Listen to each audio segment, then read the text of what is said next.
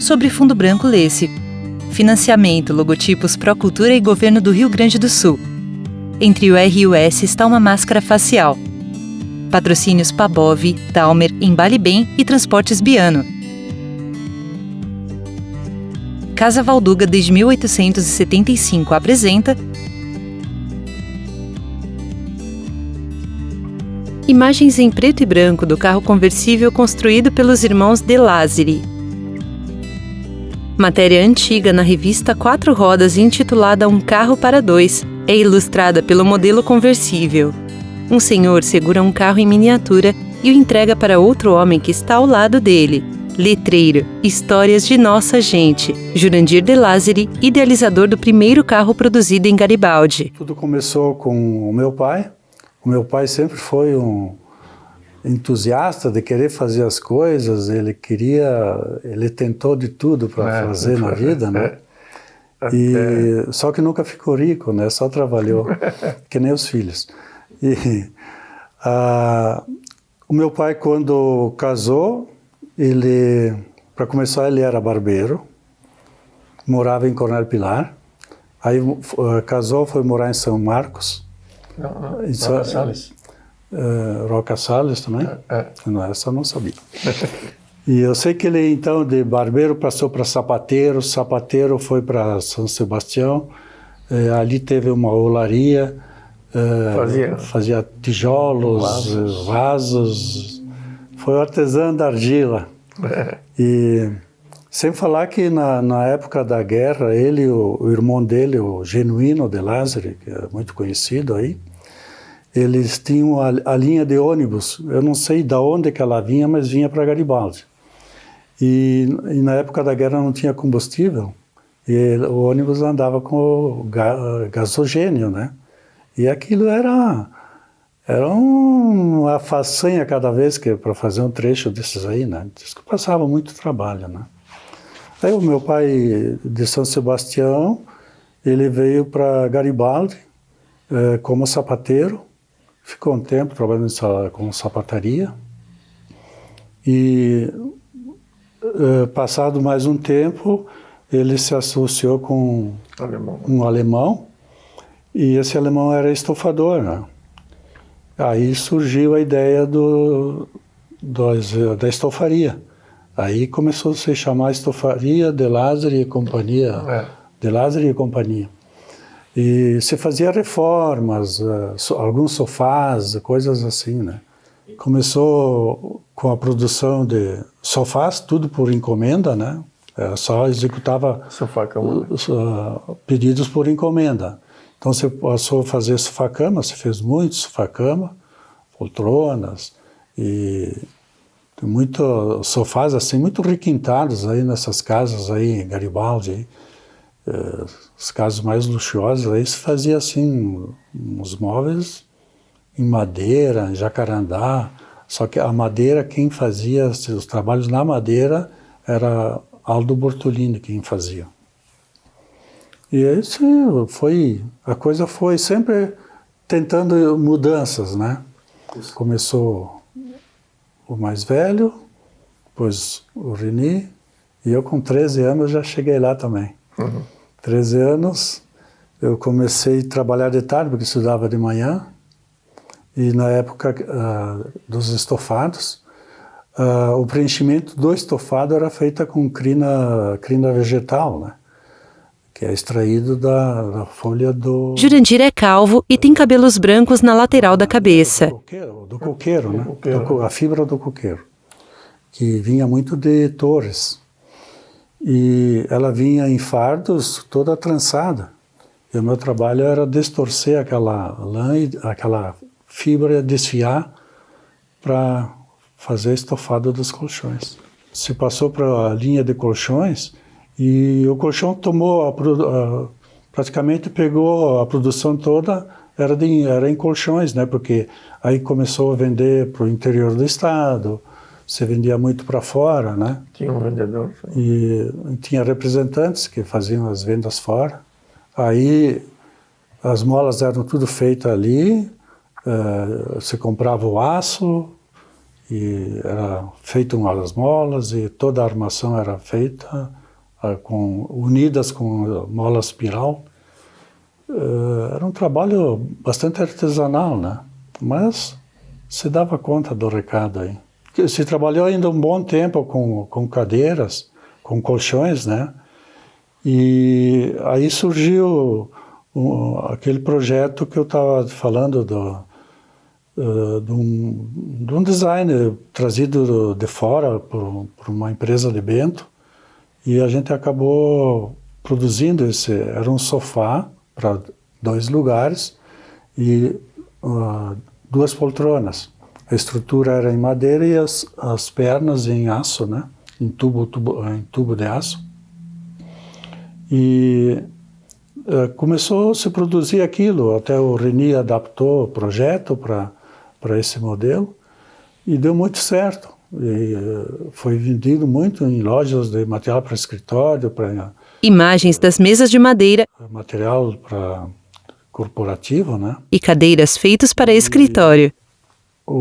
Aquele produto vendeu tão bem que os concorrentes aí, Caxias, copiaram aquilo, né? E nesse meio tempo se começou também a produzir cadeiras, então. Cadeira fixa para escritório, que na época tinha um padrão de móveis FMI, que era uma sigla de padrão, né, de móveis, que todas as cadeiras tinham o mesmo padrão, a mesma descrição técnica,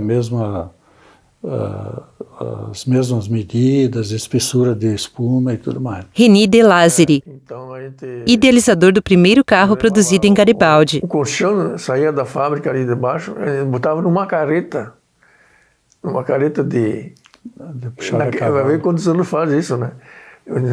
Levaram uma carreta lá na Geração Féria, né?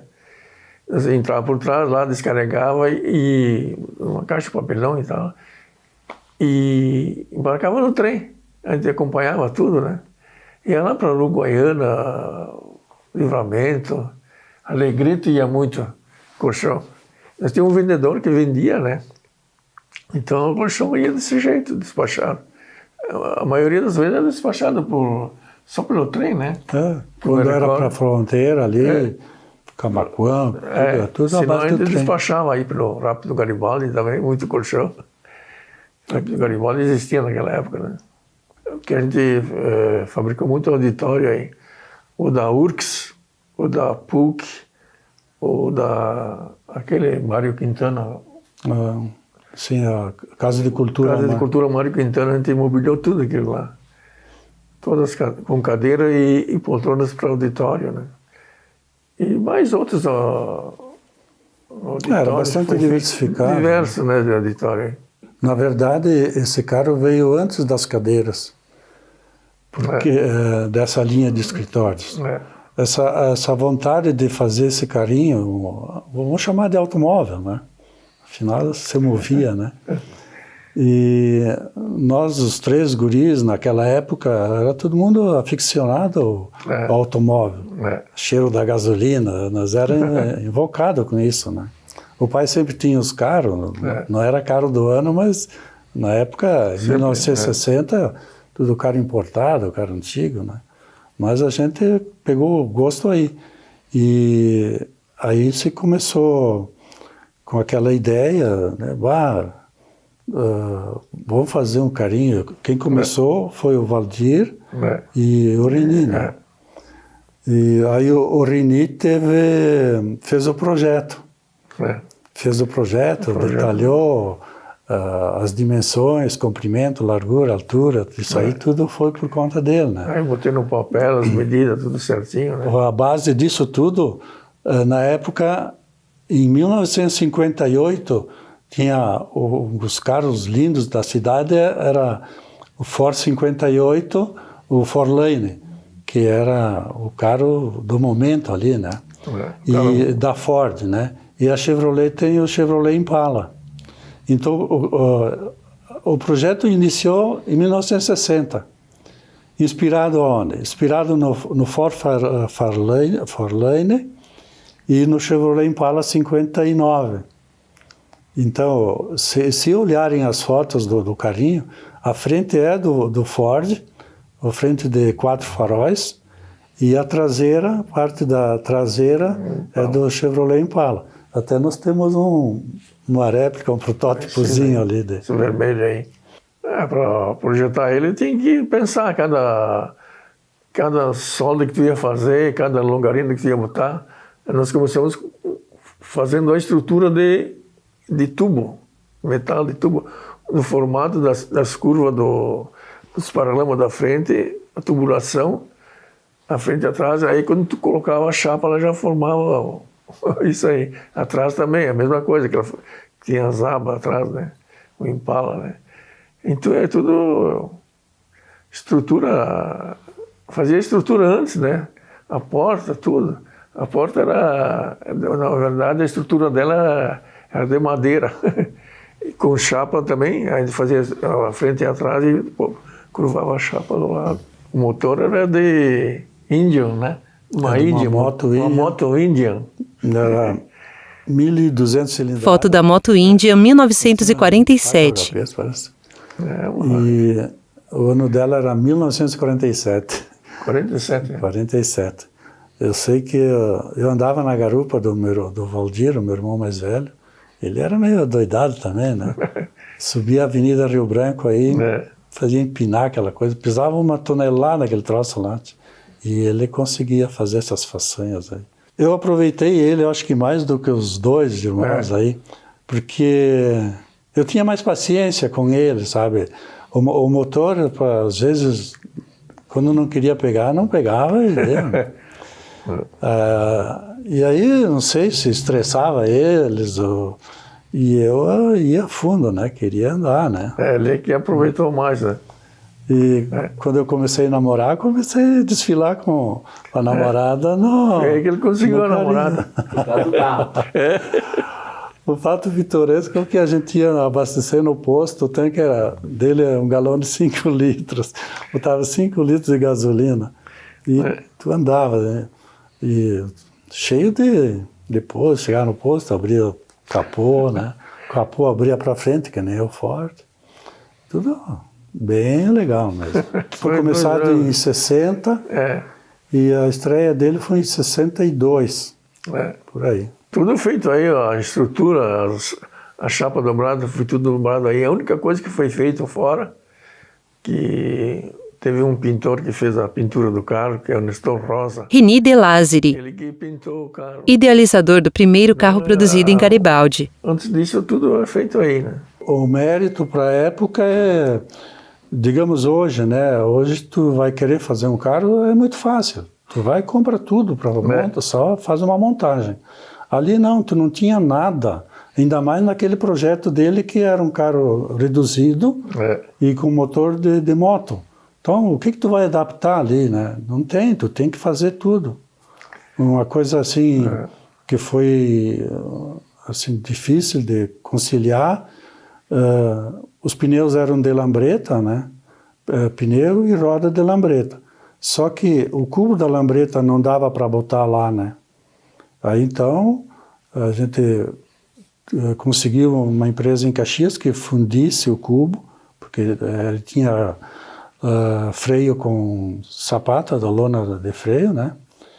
E foi tudo adaptado, não tinha nada que servisse. Eu vou na loja e vou comprar um troço para botar aqui, né? Para-brisa também não tinha. Para-brisa então foi feito no formato do carro mesmo, né? Foi feito com uma estrutura de cantoneira e depois foi botado um acrílico rígido. Como é que é aquele? Acrílico. É acrílico, né? Eram 3 marchas, só tinha 3 marchas para frente. Ré não tinha. Nunca me esqueço, sempre que eu falo, eu comento isso, né? O que tinha que ter, assim, desenvolver a criatividade para fazer as coisas, né? O volante daquele carro lá, você não faz ideia como é que foi feito aquilo lá. Hoje em dia tu pega um tubo, passa numa calandra, tu faz o volante, né? Faz o círculo. E lá se pegou um tubo desses de eletroduto, tubo para fiação elétrica, né? E se encheu ele de areia, bem socadinha, E no pátio de casa nós tínhamos um caquizeiro e ele fazia uma forquilha assim no tronco dele. Aí botava o cano aqui dentro e ia puxando ele aqui até fazer o volante dele. Assim, são coisas, histórias assim que conta hoje para a gurizada, não acredito, né? Não tem como, né? E isso desperta muito a curiosidade de fazer as coisas, né? O meu irmão mais velho disse, eu vou a Caxias com o carro. Tá, mas como tu vai a Caxias com o carro? Aí ele arrumou um caminhão e levou ele para Caxias, e lá ele desfilou. Era um carro que não tinha habilitação, licenciamento nenhum, né, para transitar. Mas na época não era tão rígido, não dava muita bola para isso. Aí ele foi e desfilou lá em Caxias e tal. Aí no fim, o meu irmão resolveu vender ele lá. O cara quis comprar e tal. Deixou lá, nem voltou mais para casa. O empresário viu o cara, ficou louco, né? Ele é uma empresa grande, né? Eu não me lembro quem era na época lá. Eu sei que era um empresário lá. Ele ficou louco pelo cara e comprou, nem voltou para Garibaldi mais. E assim, a gente fez aquilo, não que a gente tinha condições de poder gastar dinheiro em cima daquilo. Não se tinha dinheiro para aquilo. Tudo precisava... tudo arrumado assim, né? Era complicado, né? Então, como é que nós fazíamos para levantar dinheiro? Como nós trabalhávamos com estofaria, e sempre surgiam reformas de sofás, de famílias que queriam reformar o sofá. E o pai deixava nós fazer essas reformas fora de hora, e aí nós ficávamos com o resultado, né? O dinheiro era investido ali, né? Então, assim, era... tudo era difícil, né? Para conseguir o dinheiro. A persistência foi bastante grande, né? Até pelo tempo, que podia ter até desistido, né? Mas quando a gente tem aquela meta de fazer aquilo lá, tem que ir até o fundo, né? Teve uma reportagem na Quatro Rodas, começou com o Correio do Povo, né? Que depois a revista Quatro Rodas publicou também a mesma reportagem, o texto, inclusive, é o mesmo do Correio do Povo. Eu não sei quem na época fez isso aí. Às vezes é muito gratificante tu estar falando com pessoas assim, da nossa idade, aí vem os assuntos de antigamente, aí eles lembram, e aquele carrinho que vocês fizeram, nossa, coisa bonita e tal. Aí vem levando aqueles assuntos, né? E pessoal que quando foi lançado, o dia que a gente estreou foi num domingo, né? Depois da missa das 10, o movimento na cidade que todo mundo ia à missa, né? Tinha missa às 8, às 9, às 10, e o lançamento foi aí, né? E então pegou aquele público todo, né? Aí encostou lá na... Quando a gente encostou no centro o carro, aquilo rodou. Perto do café ali no... Café ali na Trúculo ali, né? Encostou aí, encheu. E ele era conversível, né? Ele tinha capota rígida, né? Mas então tirava e botava ela. Então, se tu estava na rua que chovesse, tu tinha que ir para casa botar a capota, né?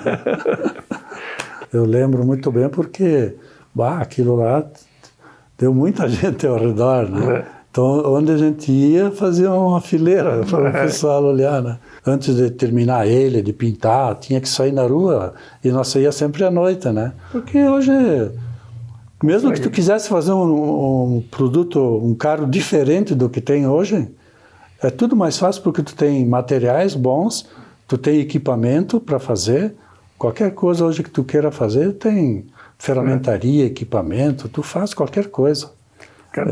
É só ter criatividade, né? Tudo era engraçado, né? Quando você ia para a rua, tu passava assim, o pessoal ficava olhando, né? Era muito engraçado isso. Reni sorri. O pessoal até gritava pra gente. Reni tem cabelos e olhos castanhos escuros. Tenho diversos casos assim, mas entre um domingo de tarde estava eu e o meu amigo, que a gente se criou junto, em memória dele, o Aldir Rec. Nós eram como irmãos, né? E vamos dar uma volta de carro. Aí fomos rumo ao Borghetto. Fomos até lá no Borghetto, lá na antena da rádio, né? Tá, sei lá, fizemos um balão, voltamos, né? Tá, tranquilo, descida, né? E chegou num ponto lá, eu vim em Ponto Morto, né? Quando eu tô entrando, tipo, onde faz a bifurcação ali da acesso norte e Borghetto ali, aí eu quis fazer ele pegar no tranco, né? Aí eu engatei a marcha, quando ele pegou a roda de tração traseira, afrouxou a porca, porque deu retrocesso. Aí, dado momento, eu vejo a roda passando por mim. Foi assim, vai agora. Eu sempre me lembrava do Valdir, né? Vai me dar um xingão, né? Mas era divertido, né? Muito legal. Ele foi pintado em vermelho porque tanto o Forlane e o Chevrolet Impala 59, a cor mais vendida dele era o vermelho, né? Era uma cor da época, né? Eu me lembro, a Ford tinha os carros, desde o Ford 55, sempre pintaram em vermelho também. Não, até seria interessante de fazer uma réplica. Jurandir segura uma miniatura do Chevrolet Impala nas mãos. De ter vendido ele, porque não deveria ser vendido, deveria ser guardado como uma relíquia de museu, né? E falando em inspiração, né? A ideia, eu já falei no início que ele foi inspirado no Chevrolet Impala e no Forlane, né? Esse é o modelo do Chevrolet Impala 59.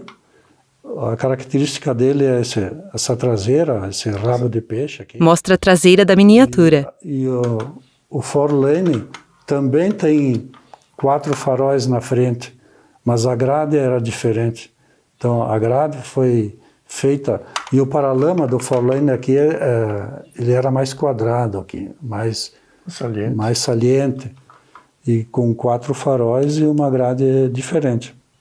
E nesse carinho também foi usado os 4 faróis de lambreta, uma das poucas coisas que a gente conseguia comprar do que já tinha no mercado, né? E os pneus, lógico, era pneu de lambreta, não sei que aro, devia ser aro 8 ou 10, uma coisa assim. Era feita toda uma estrutura de tubo, né? E depois se largava a chapa em cima e ia moldando ela, né? E um detalhe, né? Na época, quando fazia essa junção, podia ser rebitado, podia ser soldado, mas na época não tinha massa plástica, não tinha essas coisas aí para fazer tapiação, né? Então o que foi?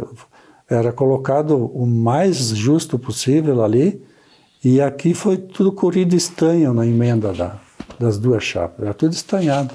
Se fosse hoje, tu dá uns pontos de solda e enche massa plástica, né? Mas foi dentro do que indica mesmo. E a capota também, a capota dele é bem parecida, é muita pretensão também, né? Mas era um estilo assim, que ela rígida, tu tirava a capota de cima, ele não tinha bagageiro aproveitável, né? O capô abria no sentido para cima também. Praticamente trabalhava toda semana, mas não todos os dias, sabe? Às vezes não dava vontade de trabalhar também, né? Não se matava a trabalhar mesmo. Quem consumiu muito tempo lá foi o Valdir, mais velho, que na parte mecânica ele que bolou toda a questão de suspensão. Na foto, Jurandir, Reni e Valdir estão lado a lado. Eu me lembro dele debruçado em cima lá daquilo lá e ficava ali assim, com o cigarro. Ficava tempo pensando, olhando, como é que eu vou resolver esse pepino? Mas assim, foi muito legal. A gente, cada um participava de tudo, né? Ia fazer uma porta, aí tem que ver como é que vai fazer e tal. Dobradiça e tal, como é que vai... A dobradiça, nós usávamos a dobradiça de porta, né mesmo? Reni sorri. E para-brisa também, né? Tudo era estudado junto, né? A gente dava uma ideia, dava outra. Um detalhe também, os carros todos vinham com friso cromado, né? Tu olha os carros, isso tudo é cromado, né? E no projeto também, ele tinha os frisos cromados da traseira até a frente.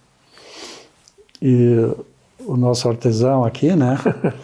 Ele cortou as tirinhas de chapa e moldou elas.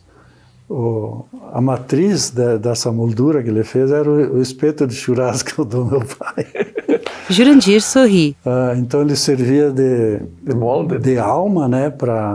E ia dobrando a chapa em cima desse espeto. E ele era feito em formato de C, porque dentro da perninha do C entrava o parafuso com a cabeça para eles aparafusar na lataria, né? E era o que se usava na época, todos os carros eram assim, né?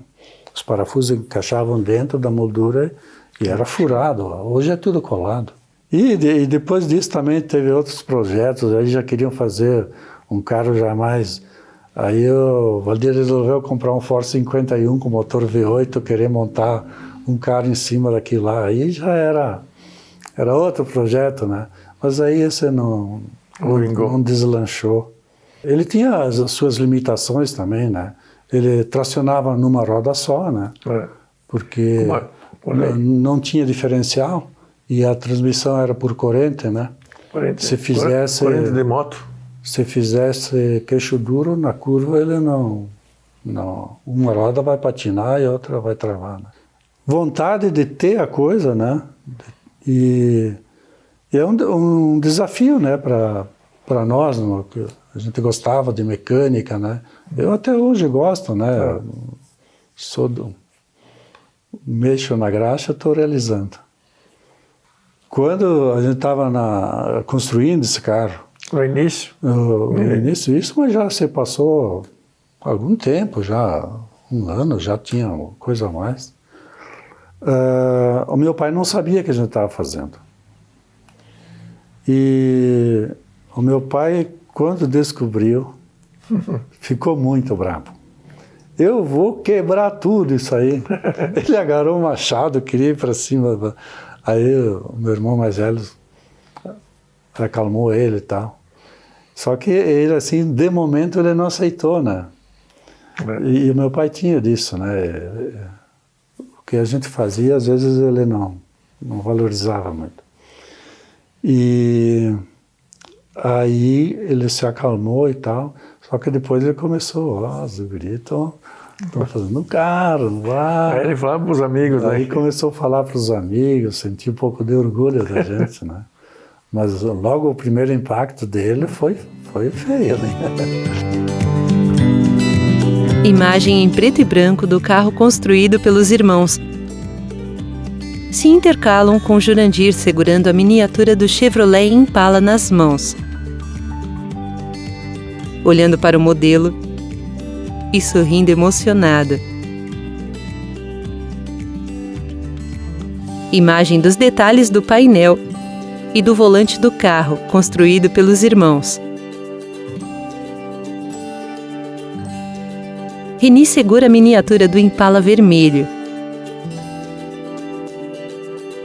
Abre e fecha as portas da miniatura do carro.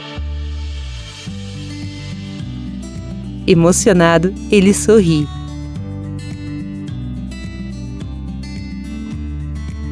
Imagem em preto e branco do carro em frente à Igreja Matriz de Garibaldi.